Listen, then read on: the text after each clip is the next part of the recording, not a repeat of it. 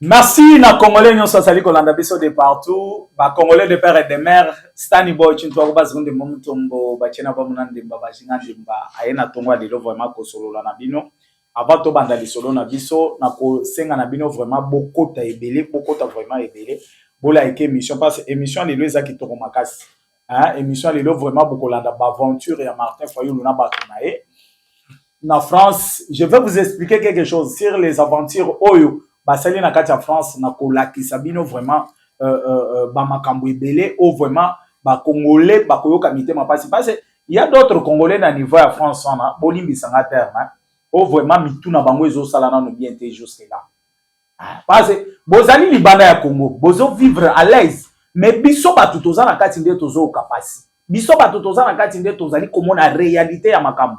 C'est comme ce qui se passe à l'est de la République. Yo mutoza na Kinshasa au commandant no est au koye ba réalité ma est. Tu vas voir comme si oyo zoloba déjà bien. Mais le jour où tu vas vivre, le jour où oyo kokoma à l'est de la République ko comprendre que non, batu bazo vivre à l'est ezabo. Peut-être au ko changer en vie na yo, au ko changer malobana. De même aussi avec ceux qui sont en France. Bovandi bozo sala Martin Fayulu ayeli bino na ba conférence soki conférence de presse ya Fatou hein bino pe boye vous touchez les gens oyo bazali ko défendre la République démocratique du Congo. Aujourd'hui vous savez que si l'ONU bazana ba rapport sur Kabila ebele il y a 18 ans Kabila c'est grâce à les amis de Wedge. C'est grâce aux amis de Wedge oyo ba bimisa ba vérité belé au MONUSCO amemela comité international. Mais si aujourd'hui, parce que Fayulu a salé le Gomoro Boye, ou bakoki ko critiquer, vous pensez que si Fayulu peut-être sera président, et c'est comme ça Bolinga qui va diriger Mboka. Bolinga qui va diriger Mboka, donc il y a quoi écarter ba Congolais Moussous. Dire que non, bah oh, bakoki ko pousse na place Fayulu a salité, parce que Bafinga ka Fayulu. Je ne sais pas si vous avez bien étudié, vous. Peut-être les lois n'a trop dur. Na kozongela moto kosolola bokoyeba pe situation ya Olivier Kamitatu na Moïse Katumbi ekomi na niveau ni parce que Hervé Diaké c'est vraiment appelisi moto makasi contre Salmon Iskadela alobi na Salmon Iskadela yazali moto abongisela Katumbi bilamba kolata aza même niveau na Olivier Kamitatu te. Aujourd'hui, Kamitatu va vous quitter. Il a déjà quitté. Parce que dans l'année, Hervé Diaké Sakolobake, Moututu et ensemble à Kofongo la manga. C'est Olivier Kamitatu. A Kobimisa Bolumbu na Bino Libanda. Nego, moi suis moi. Si, au comment mon abato, babandeki kolobaba bêtise. Ba comment changer ba langage. Aujourd'hui, vous avez vu Bokechu. Wakomi koloba non Félix ndeko na ngai oyo nde oza censé ya kosangisa batu nyonso Congo eza batu sangisa batu nyonso kimia yekota na kati ya mboka biso bato toza libanda tozonga na kati ya mboka alobi aza amibenga za homme d'état alobi ngana za homme d'état na kofinga lisusu batanga alobi poteza na babolo lebele bolimbisa ngate poteza na babolo lebele. La habite soki malili ya poto soki ni nazo ebate. Et quelqu'un qui a oublié toutes ces bêtises qu'il parlait. Aujourd'hui, il reconnaît que Félix est président. Vous voyez que maintenant bazali ko manipuler bino à cause ya ba mieto bazali ko zwa et pas soi-disant des opposants et pas soi-disant ba Kabila. Bazali na bato bazali ko financer bango po basala ka onyon so bango bazali ko sala. Voilà aujourd'hui ndenge ba bolole nyonso bino bomona ki na kati ya poto na yebisi bino lelo na kozala trop dur parce que biloko bato Fayulu basali na niveau ya France et salinga mitema pasi et salinga motema pasi vraiment oh chilombaza tribal chilomboé comme ça et vous derrière Fayulu ce que vous faites là ezani bozana poste ata mokote vous vous comportez comme ça mais ceux qui besoin impérium mais ezana maboko na bino. Qu'est-ce que vous allez faire au peuple congolais? Si vous commencez... Aujourd'hui, Félix est président, non? Félix est président. Aujourd'hui, on a Jean-Marie Kassamba. Aujourd'hui, on a Batoutou. Tous les journalistes qui critiquaient Félix, tous ceux-là qui parlaient donc en mal pour Félix, les lots bangonions sont parce qu'il n'y a pas Félix. Ceux qui sont ici, les journalistes, ils écartent la barotte. Tout ce qui est comme on a une barrière que yo finga ka Félix au coco tawate. Yo bandaki ko critiquer. Parce que vous confondez les critiques et les injures. Un bazar le baké utangate. Et ça injure. Infraction dans les années dans l'État. Parce que chaque injure est à la infraction. Herba le bina yoko utangate. Herba yebiso goza maélete. Infraction dans les années. Quelqu'un a senti que tu n'es pas intelligent, le que tu n'es pas intelligent. Est-ce que ça injure?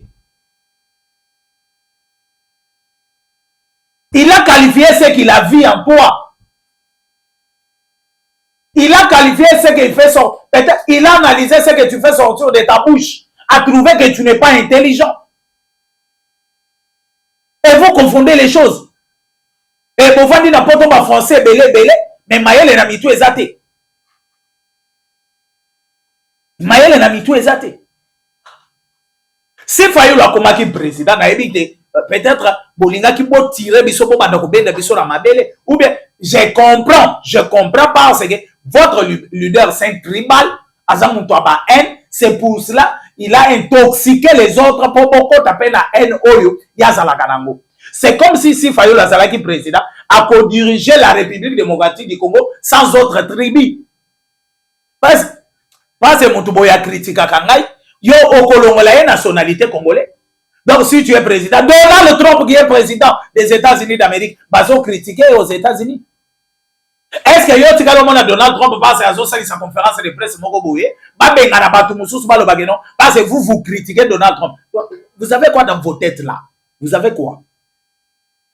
Est-ce que vos têtes là fonctionnent? Il y a quelque chose là-dedans. Ou bien c'est vide là-bas. Comment vous voulez quelque chose et son contraire? Comment vous voulez quelque chose et son contraire? Mais c'est Wedge que vous avez chassé comme un chien. Et vous dites que non, mais c'est Wedge. Yo le baki que Tshisekedi a sauvé Mboka. Wedge vous a dit oui, il a sauvé le pays. Est-ce que vous pensez que nous, on aura honte de dire aux gens que Tshisekedi a sauvé ce pays? Peut-être que toi tu viens en Europe, Bobandaki kolia hamburger, bozolia banini. Boyebi makambo bisoto vivaka wate. Boyo kakame bomo nakate. Parce que quand quelqu'un peut faire ses commentaires, à koki kolongola tout comme à koki kobakisa. Mais mouto ya moni à vivre en moi live, au kobakisa leni no kolongola ini.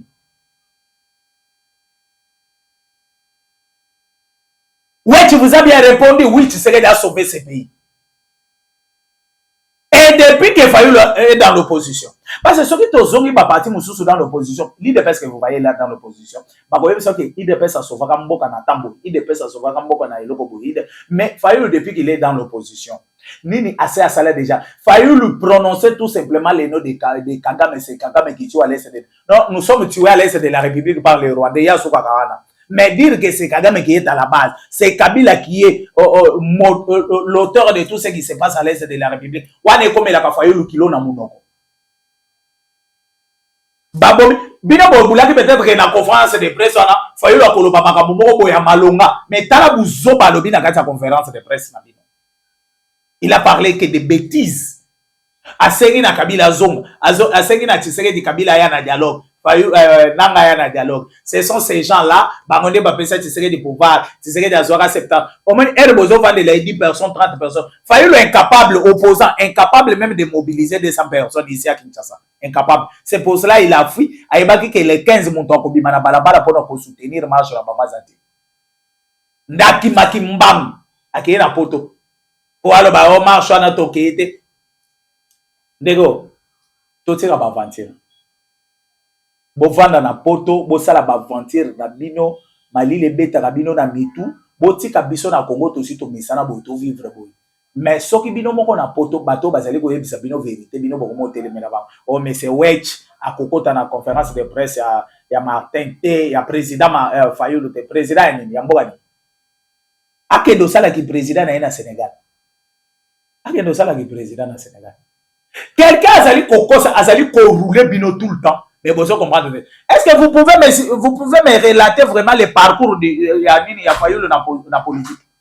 Parcours kaka ya Fayoulou. Comment il a commencé et na minute au pays Azawad. Un traître partout où il passe. C'est un traître. Fayoulou a banni la société civile. Ceux qui bino bato bozo soutenir Fayoulou a yebisa bino vérité. Abandaki na société civile. alongwe na société civile baye ko voter député na compte ya MLC na regroupement ya MLC ba voter député provincial. Fayulu a trahi Adam Bombole. Comme il était de l'opposition, Adam Bombole candidat ya opposition ya MLC, c'est l'MLC bato basali Fayulu azala politicien, c'est l'MLC bato basali Fayulu abima député provincial à cette époque-là. Fayulu a trahi Adam Bombole. Azimbo ngake ko voter André Kimbuta. Là, ce n'était pas le tribalisme. Parce que na minute wana, comme Adam Bombole de l'Équateur, ouais, Kimbuta azaki ya Bandundu, Fayulu se dit de Bandundu, bato ba comprendre que ezalaki tribalisme. Là, c'est encore normal. Parce que Fayulu muto asalaki yango ezalaki nango normal. Si c'était quelqu'un d'autre, wana ekozala tribalisme. Tolongwe na étape wana. Fayulu aye kodembela sima ya IDPS à travers Frank Diongo. Frank Diongo est là, il est là avec vous.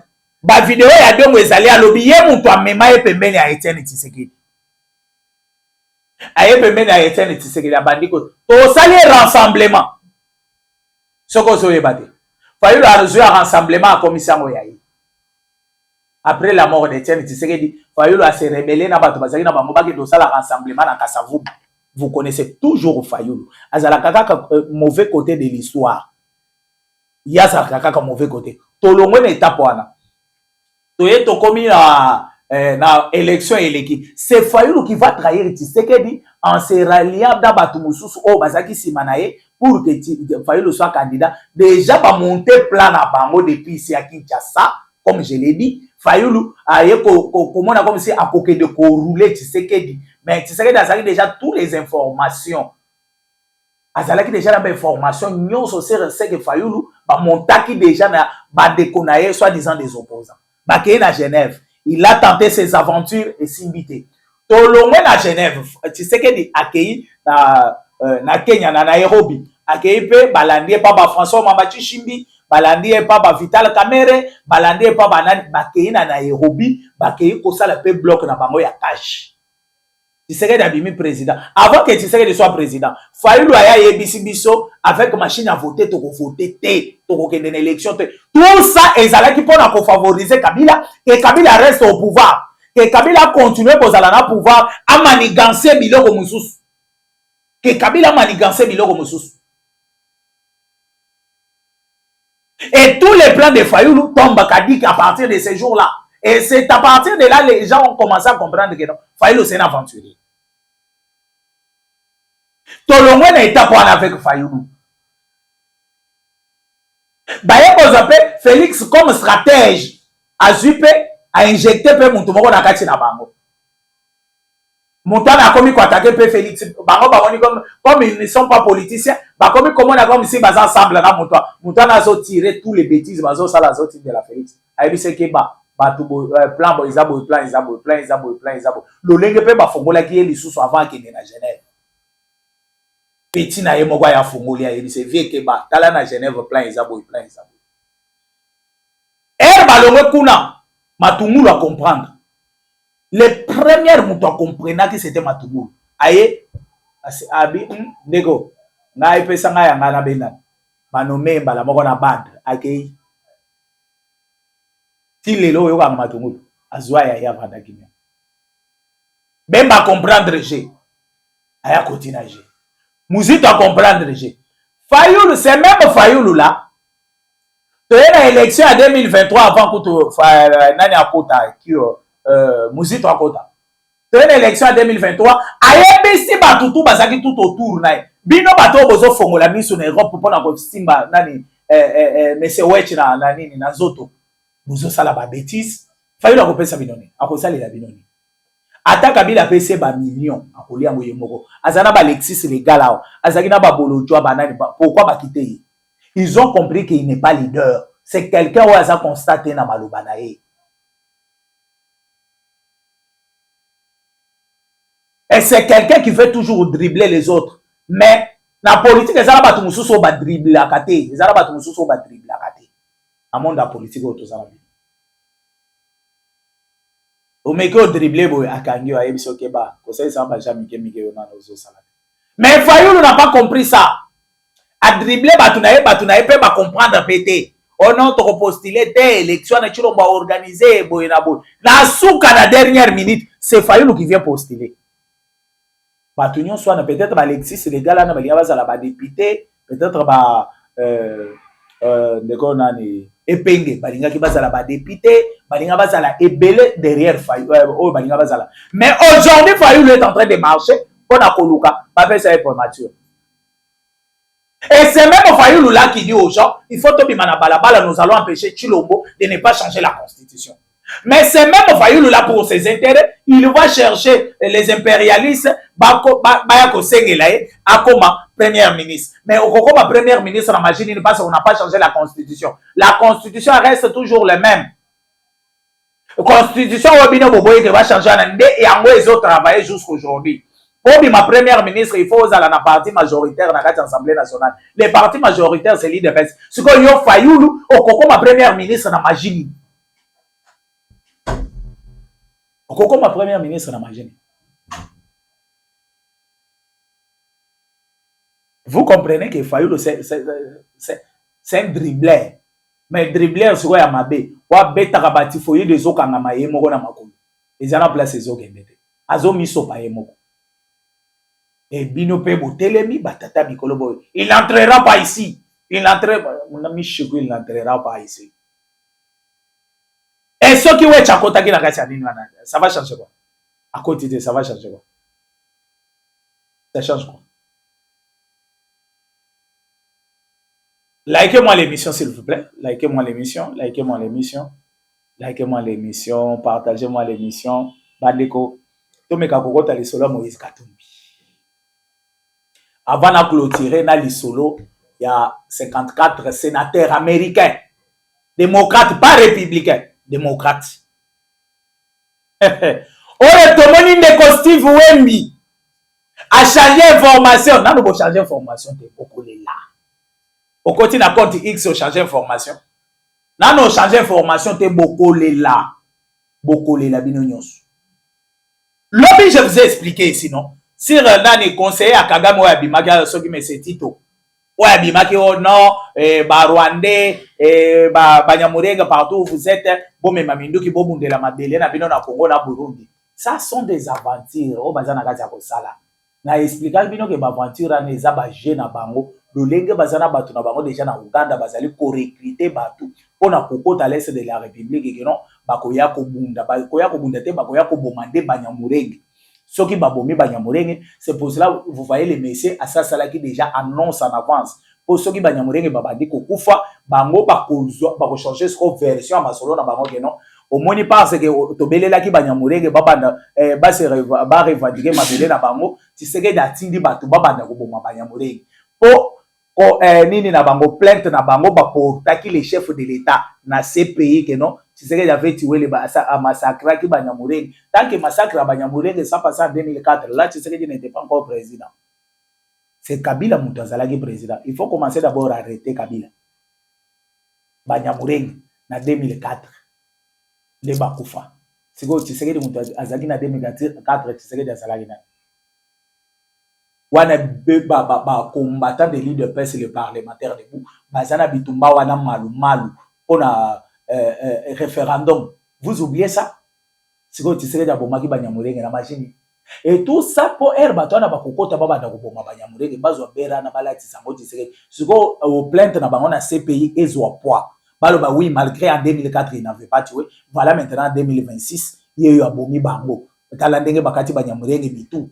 Toujours déjà plan na binoana. Pourquoi Kati Bango mitou? Parce que les messieurs Tito avaient déclaré que non, Banyamurenge Bosimba ma arme, Bobunde la mabele na bino. Omoni ba jeune na bino ba bien que ça na kati ko découvrir là. Et même aussi na ba Fayulu. Oh non, il faut Kabila ya. Il faut boy na boy pour que tu sais que acceptes cela. Et ça condition ba PC pas ba français. Ba français ba yebise poto plaider kana yo comme premier ministre. Il faut aussi la partout les moyens que Kabila azonga na kati ya Congo. Même si tu sais devoir changer la constitution, mais Kabila zala na Kinshasa, Katumbi nani Nanga zala na Kinshasa, peut-être ekoki ko permettre bango po bazala pembeni ya Tshisekedi babundisa bien. De loin bazo kokate. Ndio moni ba ke même plus loin bakomi kotinda bato na bango. Vous avez vu les gens qu'on a arrêtés ici au balinga bakende na sommet à Sadek, au balinga bakende les deux infiltrés là, les deux terroristes rwandais au bakanga kia au pana biso.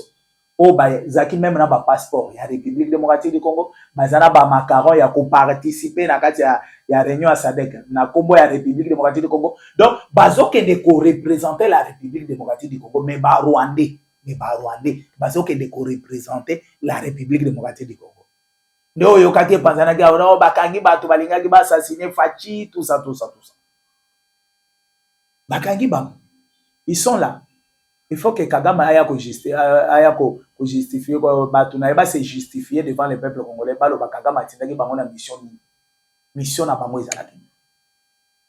Les jeunes gens bovandi na bino na poto kuna botangi ba classe na bino bosa ba vi na bino bozo akokota na ba Jacques Kagame tala nebo kangani.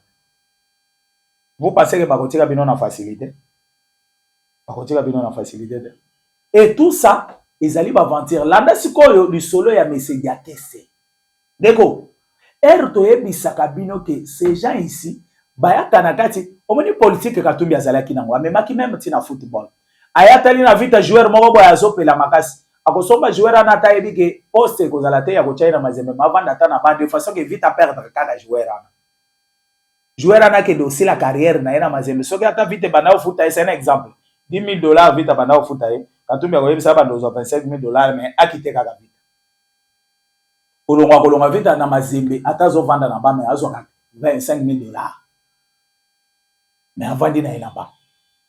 Et c'est comme ça que ba joueur rebelle ba boni carrière là-bas. De même aussi avec Katumbi. Katumbi a kenaki na ba parti politique, il a pris de gens oya bandaki comment na kibato na baza très fort. Alinga ka ba politique na débauchage on aussi dans l'IDPS. Si vous remarquez un certain temps, ayaki auto sa jeunesse ya IDPS, na jeunesse ya parti na ensemble. Ba jeune même, il y a même des jeunes de l'IDPS ba lata ba tricot ensemble dans autres. Si vous vous en souvenez. Ba jeune ya IDPS ba lata ba tricot ya nani na nzoto, ya ensemble na nzoto.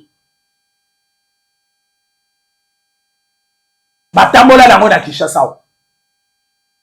Ezalaki plaque Katumbi ayeki nango pona ko débaucher ma jeune ebele na kati ya IDPS.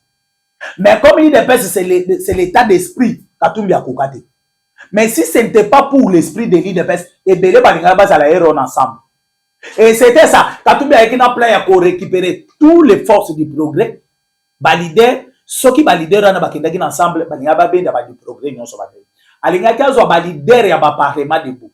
Et balider so bakendaki balinga ki babenda ba parlementaire nyonso bakendaki. Et l'IDPS linga ki ezanga force sur terrain. Et c'était ça le plan de Katumbi. Asali yango a réussir à côté à balider ya ba parti politique sous, mais na l'IDPS simbela ete. L'IDPS c'est l'état d'esprit, l'état d'esprit. Et Katumbi era zokende na batwana. Babuzo batu, bulumbutu ya Katumbi eza na maboko ya batwana. Ba discours Katumbi ya salaka. Ba tweet nyonso ya Katumbi, bani c'est Olivier Kamitatu. Kamitatu muto salaka nyo. Ba déclaration politique oyo Katumbi ya salaka. Ndo mona kazalaka na difficulté ya kolobango boye sans papier. Parce que muto akomelaka ya zali sous te muto ako souffler pe azate. Ndo mona ka komo ya bana ve ya alela. Bana deringa alela, bana mazemba alela, moto abetio, soki nini biloko nini alobaka, soka alobaka nini na yeba te neti mwana zoyo kola koloba. Parce wana papier zate, wana Kamitatu akomaki te. Il faut aimer masiko na cerveau. Azoko koloba ngote. Aujourd'hui Kamitatu a compris quelque chose. Qu'est-ce que Kamitatu a compris? Kamitatu a compris que ndenge tozo kende na dialogue. Omoni bazongisi les passeports. D'ailleurs, tout ça qui est dans le dialogue, bah renouveler le passeport plutôt. Bah renouveler pas ce passeport n'a expiré. Bah renouveler le passeport. Quand tu as t'aligné tout ça qui est dans le dialogue, il faut que je rentre au pays, n'a participé à un dialogue. Si il y aura dialogue, je suis clair, si il y aura dialogue, Kamitatu azo Singapé a participé à un dialogue. Si quand on Kamitatu azo linga a participé à un dialogue, a participer à un dialogue na lolengeni. Parce que bakozwa bato selon ba province na bango. Les notables du Grand Bandundu bakobima. Les notables du Grand Équateur bakobima. Les notables du Grand Katanga bakobima. du Grand Kassai, ba notable aboy bako sandisa batwana, ce sont eux qui vont participer na dialogue. Ce n'est pas n'importe qui moutoya pour participer. Kamita tout soit Mitali Gaza notable du Bandon. Soga Tikali toujours derrière Katumbi, il est censé maintenant y a pour participer et à cause de la notable du Grand Katanga. Et le notable du Grand Katanga bakondima Kamita tout est passé, il n'est pas du Grand Katanga. Ndeko benda na ya Kamita de façon que azonga lokola notable ya Grand Bandundu pour aya ko participer na dialogue bato Katumbi ba moni ngo mabe. Comme Katumbi va permettre ya azonga te, va permettre yete Katumbi azali parce Katumbi muntu apekisi azonga na Kongo azate. Kabila muntu apekisi azonga na Kongo azate. Nani nanga muntu apekisi bango bazonga na Kongo azate. Mais bazali ko se rapprocher de quelque chose. Kamita tuye wana so zonga. Ba mususu bazoya. Mais ce qu'on sentit que ozana dossier moko boye na Congo. Yangwana ezali kokimisa yo moko qui se sent mauvais c'est mouche. Qui dit est moins conscient. Qui dit est moins conscient. Mais vous allez consentir nini. Vous allez se rapprocher na nini. Yo le biko ça un problème na Congo te. Eza acharnement politique. Ezali ba tribalisme. Ezali bo au pesa ngo ba titre rebelle. Mais pourquoi tu as peur de rentrer au Congo? Parce qu'il y a un certain moment na monaka de konabiso na ni Matata Mponyo. Azaka libanda ya Congo. Dossier ya Matata Mponyo yindi. Tout le monde Matata Mponyo koyamba la moko non na ke ko affronter justice na Congo. Matata Mponyo azonga wa. On koya ko affronter justice. Matata Mponyo azonga na Congo. Alobité na ke confronter justice. Mais tout le monde siko bino bozo banga justice ango. Justice ango bozo banga. Bo banga yende. Bozo banga justice ango bona. Donc, ce qui peut aller comme justice, il y a quelque chose au bino bozo banga. Il y a quelque chose bozo na kati ya kobanga bino nyonso. Mes chers amis, likez-moi l'émission, s'il vous plaît. Vous likez l'émission, vous partagez l'émission, vous aimez l'émission, vous allez ébélé oyo, vous allez kokome la biso de partout, vous allez kokoma. Bolanda sikoyo, lisolo ya ba sénateur. Chumbubuy.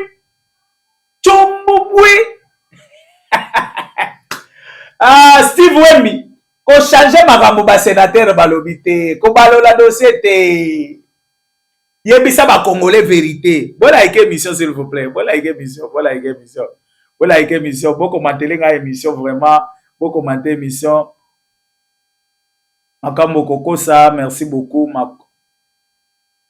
En Angola, bande Angola nyo sa pesi binombote. Gustave Talabwanga, ok. Oscar Pinganai, bonjour, moi Namboka, Oscar Pinganai, depuis Mbujima, et bande Mbujima, tout n'a pas si binombote, bande Angola, na salué bino, Samuel Sangadio, bonjour Samuel, ça fait longtemps Samuel, aux hommes on a des sous-soutenus Sangadio, na monio les sous-soutenus, vraiment, je suis très content, il y a comme on a les sous-soutenus, en direct na biso na pesi bino mbote vraiment mes chers amis to continue na solo il y a 54 sénateurs américains na yebisa bino plusieurs fois les américains quand il s'agit de leurs intérêts balobaka même langage kuna makambo opposition ezalaka te wana siko makambo biso ba démocrate biso ba républicain ezalaka te les américains ont compris quoi la Chine monte en puissance la France monte tout ba pays mike ba Corée ba nini ba Iran ba zomona ba pays nezomata les États-Unis azo sentir siko humiliation o ba komi ko humilier na monde mes chers amis humiliation na vraiment ezali humiliation moko ya pasi mingi et comme ko sala ba américain pasi na mitema les États-Unis commencent à comprendre que non nous sommes humiliés parce que totiki Congo à la portée de tout le monde. Il faut comprendre Donald Trump qu'il a totalement raison. Il faut sécuriser la République démocratique du Congo. Et le problème des Américains, c'est que la constitution de la République démocratique du Congo, il faut la toucher. Pourquoi le chef de l'État changer constitution? Si les Américains vont changer constitution, constitution est s'adapter à la vie quotidienne de Congolais, la vie où les alliés passer dans le monde. Biso tozana babiloko moko antiquité, babiloko ba Rwandais batielaki biso na constitution pour empêcher homme d'affaires sérieux baya ko investir na kati ya Congo si vous ne le savez pas. Elle constitution ezali ko permettre babiloko nyonso etonda tonda. Oh ba DGI nini comment on appelle des Gérard ba nini ba di tala ba taxe kilikili na Congo. Au foot na niveau national, oye peut-être ko investir na Kinshasa, au bandi ko futa ba DGRK, au bandi ko futa ba boye, ba PMEA, ba nini, au futi ba biloko kilikili. Est-ce que vous trouvez ça c'est logique? Na mboka nini ba taxe ezala. Société moko ils ont futa soki 15 taxes. Est-ce que ezalaka? Mais c'est biloko n'est pas autorisé par constitution na bino. O boso boya ba simbate. Constitution mboka na bino. Et maintenant, les Américains veulent que va changer la constitution, biloko nyonso na ezala en ligne. Toti kalatana nini moko to mibale, ya ba taxe ya l'état. Ozo kotisa mbongo. Toti kalatana DGI, tozui DGI, toti kalatana DGRAD, etikali mibale wana. Ok de koto ba sonas, ofutisa boye ba nini. Tala ba taxe kilikili. Tokoti kalatana misatu ekoki. Na République mobimba balongola biloko ba DGRK biloko ba boy biloko ba boy biloko nyonso na babo bande biloko eza batu moko sérieux ba grand homme d'affaires batu moko bakoki ko investir na mboka na biso mboka ke de liboso mboka se développer bakoki ko yati ne omoni ba américain bazali ko insister sur constitution parce que les Américains maîtrisent bien la constitution que nous avons que biso moko bakolo constitution. Et biso moko bakolo constitution. Et les Américains dès au monisco il faut comprendre babino. On ne peut pas laisser les choses nous échapper comme ça. Il faut maintenant ne moni babaleki koloba. Eh, tu sais que dit azela soki ba démocrate ba koti na pouvoir, ils vont combattre tu sais que dit non. Lelo sikoyo ba si vous imbe ba comment ko changer na ba tweet te boye ça va tout vérité. Que 54 sénateurs américains démocrates Babimi basali déclaration. Baboni comme si les choses traînent encore sur Paul Kagame. Comme si bangonyo sont même moral na Donald Trump pour s'en charger maintenant na Paul Kagame. Pour s'en charger na gestion de la République démocratique du Congo. Pour la colakisa na benemi ya République que non, ce que vous faites au Congo nous ne sommes pas d'accord. Les Américains batelemi. Les Américains baboyi. Vous avez suivi. Aujourd'hui, nous sommes les 19, non? C'était les 17 dans le Congrès américain.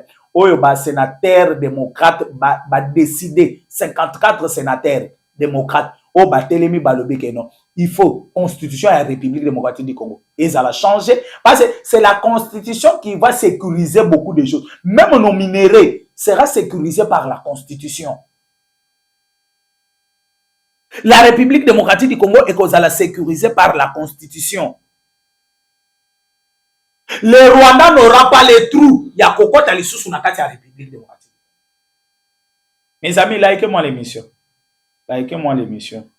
Rebi Sakibino, c'est ça ici, bakosuka. Bakosuka. Soko moninganga. Na Rwanda na lakisaki bino tata na mokolo. Yende azalaka père spirituel à Paul Kagame, stratège. Mon tapé sa Kagame ba stratégie. Omoni nganga ya simbi bila vandi libanda zo sala bonganga na match yindi amoni bi ezoko tate me bazo pola. Nganga lati va resa côté na terrain. Yebaki makambo ebe. Yo nganga yo moko sikoza na terrain. Nani ako travailler les sous match libanda.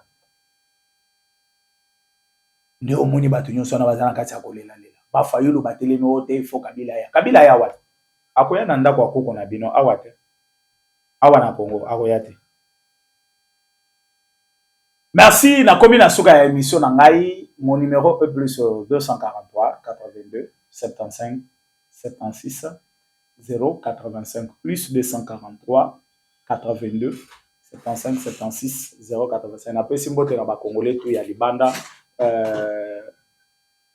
Hortense Bolaima na bosani ote Pamela Moussassa ba Congolais tout ya motema malamu ko babeta ki lipaku ya bien ya kolanda biso na émission na biso alelo na pesi mbote na bandeko na nga nyonso ya Grand Kasai o basali kolanda nga surtout bandeko ya Grand Katanga na bosani binote Grand Bandundu Grand Équateur Est de la République Congo centrale na pesi mbote na bana tout ya Ndesha bana kana ngade na pesi bino tumbo te c'est Stanley Boy chinto ko bazonde momuto ba chena ba munandemba ba jingandemba ciao.